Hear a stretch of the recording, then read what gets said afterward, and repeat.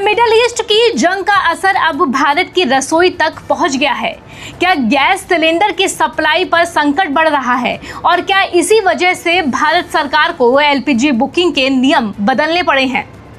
Middle east में बढ़ते तनाव का असर अब धीरे धीरे भारत में भी महसूस होने लगा है।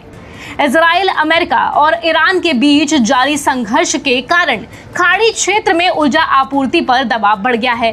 खासकर दुनिया के सबसे अहम समुद्री व्यापार मार्गों में एक स्ट्रेट ऑफ हॉर्मुज प्रभावित होने से तेल और एलपीजी की सप्लाई पर असर पड़ रहा है। भारत अपनी एलपीजी जरूरतों का बड़ा हिस्सा कतर और सऊदी अरब जैसे देशों से आयात करता है। ऐसे में हालिया हालात का असर देश की गैस सप्लाई व्यवस्था पर भी दिखाई देने लगा है। इसी स्थिति को देखते हुए सरकार और तेल कंपनियों ने एलपीजी की उपलब्धता को संतुलित रखने के लिए कुछ नए नियम लागू किए हैं। सरकार ने तेल कंपनियों जैसे कि IOCL, HPCL और BPCL को निर्देश दिया है कि उपलब्ध गैस स्टॉक को सबसे पहले घरेलू उपयोग यानी कि 14.2 किलो वाले सिलेंडरों के लिए सुरक्षित रखें। इसके साथ ही पेट्रोलियम मंत्रालय ने रिफाइनरों को एलपीजी का उत्पादन बढ़ाने और अतिरिक्त उत्पादन को घरेलू उपभोक्ताओं के लिए इस्तेमाल करने के आदेश भी दिए हैं। सरकारी रिपोर्ट के अनुसार अब घरेलू एलपीजी सिलेंडर की बुकिंग के नियम भी बदल दिए गए हैं। पहले जहां उपभोक्ता 21 दिन बाद नया सिलेंडर बुक कर सकते थे, वहीं अब ये समय बढ़ाकर 25 दिन कर दिया गया है।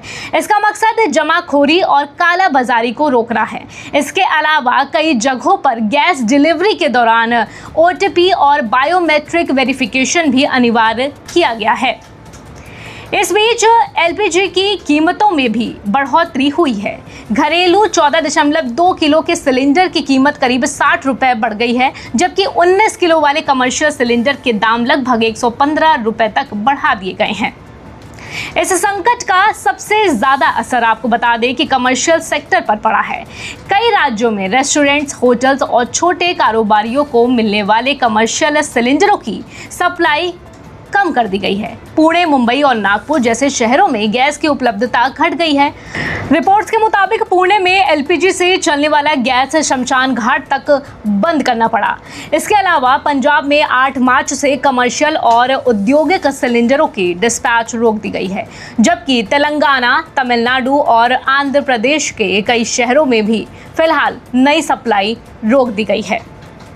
यानी कि मिडिल ईस्ट की जंग का असर सिर्फ सीमाओं तक सीमित नहीं रहा। इसका सीधा असर अब भारत की रसोई, कारोबार और गैस सप्लाई सिस्टम पर भी दिखने लगा है। अगर हालात जल्द ही नहीं सुधरे तो आने वाले दिनों में ये संकट और भी ज़्यादा गहरा हो सकता है।